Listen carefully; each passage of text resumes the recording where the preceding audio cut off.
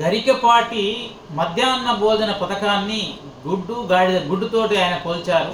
ఎందుకంటే అలా గుడ్డులో ఏ విధమైన గాడిద గుడ్డు ఎట్లా లేదో భోజనం అనే ఈ యొక్క మధ్యాహ్న భోజనం పథకం కూడా అట్లాంటిదే అని చెప్పే ప్రయత్నం చేశారు. అది అక్కర్లేని చెప్పే ప్రయత్నం చేశారు.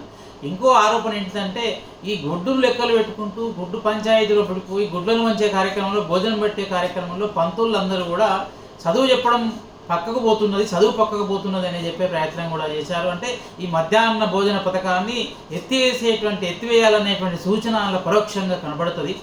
కానీ గరికపాటికి పండితుడు అని మనం చెప్పుకుంటున్నాం. ఆ ప్రవచనాలు వింటూ లోకమంతా అప్పుడప్పుడు మురిసిపోతున్నది. ఆయన నోటి నుండి చాలా వరకు అప్పుడప్పుడు గర్వంతో కూడిన మాటలు, శుష్క పాండిత్యంతో కూడిన మాటలు, తర్వాత ఆయన యొక్క అహంకారము, అజ్ఞానం అన్నీ కూడా చాలా ప్రసంగాలు మనకు చూసినాము. కానీ ఆ పద్యము ఆయన నోటికి వచ్చినటువంటి ఒక పద్యం వల్ల లెక్కలేనన్ని పద్యాలు ఆయన కంఠస్థ చేయడం వల్ల ఆ సంస్కృత భూయిష్టమైన పదజాలంతో కూడినటువంటి ఉపన్యాసాలు అంతా కొంత రంజింపజేస్తున్నాయి. అది వాస్తవం, దాన్ని ఒప్పుకోవాలి. కానీ ఈయన యొక్క మాటలలో గుడ్డుకు సంబంధించి మధ్యాహ్న భోజనంకు సంబంధించి చేసినటువంటి సూచనలలో ఆయన తీవ్రమైనటువంటి పేద ప్రజలను కడుపు కొట్టేటువంటి స్థితిని ఆయన చూశారు. ఏమాత్రం అంటే వాస్తవానికి హిందూ ధర్మం అనేటువంటిది సర్వేజన సుఖినోభవంతు అని చెప్తారు, వసుదైక కుటుంబం అని చెప్తారు. అంటే సర్వేజన సుఖినోభవంతు అంటే దేశంలో ఉన్న వాళ్ళందరూ కూడా సుఖంగా ఉండాలి, ఆరోగ్యంగా ఉండాలి. మరి దేశంలో ఉన్న వాళ్ళందరూ కూడా ఆరోగ్యంగా ఎట్లా ఉంటారు? ఈనాడు దేశంలో దాదాపుగా 12% మందికి పౌష్టికాహారం లేక చిక్కి శల్యమైనటువంటి శరీరాలతోటి చావుకు దగ్గరకి పరిస్థితి ఉందని దేశంలో ఉన్నటువంటి అనేక నివేదికలు తెలియజేస్తున్నాయి.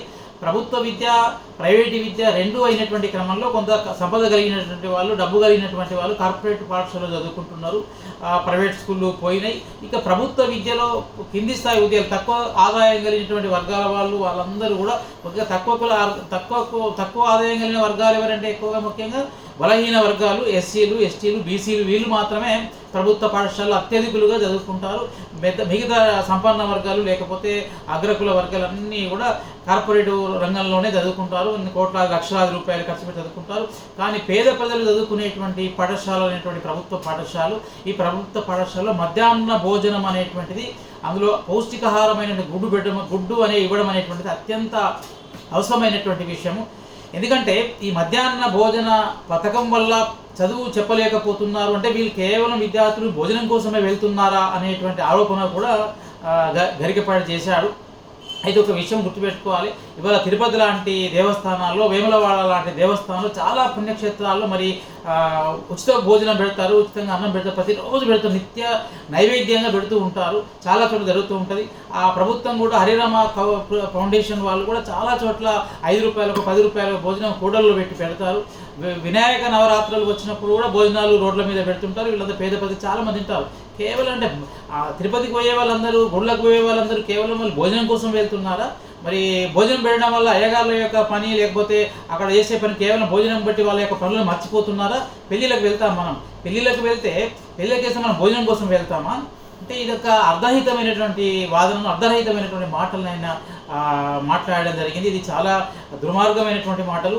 ఇది గర్వంతో కూడినటువంటి మాటలు, అహంకారంతో కూడినటువంటి జ్ఞానం శూన్యంగా మాట్లాడినటువంటి మాటలుగా మనకు ఇది అర్థమవుతుంది. ఎందుకంటే దేశంలో ఉన్నటువంటి పరిస్థితి, పేద ప్రజలు తక్కువగా ఉన్నప్పుడు వాళ్ళకు చదువు, ఎందుకంటే మధ్యాహ్న భోజనం చాలామంది గృహిణులు, పేదవాళ్ళు, మధ్యతరగతి వర్గాలు వాళ్ళ పిల్లలందరూ కూడా, తల్లులందరూ కూడా పొద్దున్న లేచి 9 వరకు పిల్లలు స్కూల్కి వెళ్ళాలి.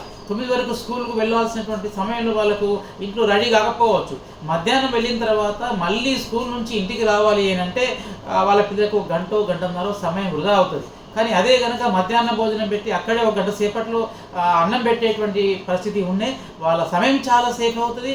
వాళ్ళకు మంచి పౌష్టికాహారం ఇచ్చినట్లయితే వాళ్ళ ఆరోగ్యాలు బాగుంటాయి. దేశమంతా ఆరోగ్యకరమైన, విద్యావంతమైన సమాజం ఏర్పడడానికి అవకాశం ఉంటుంది. కానీ ఈ విషయాన్ని గుర్తింపుకు ఏమాత్రం లేనటువంటి ఒక పండితుడు ఈ విధంగా చెప్పడం శోచనీయమైనటువంటి. ఈ యొక్క మాటలను వెంటనే వెనక్కి తీసుకోవాలి. ఇలాంటి భావధారను, ఇలాంటి ఆలోచన ద్వారా ఆయనలో ఉన్నది. దీన్ని మొత్తం కూడా వెనక్కి తీసుకోవాల్సిన అవసరం ఉన్నది.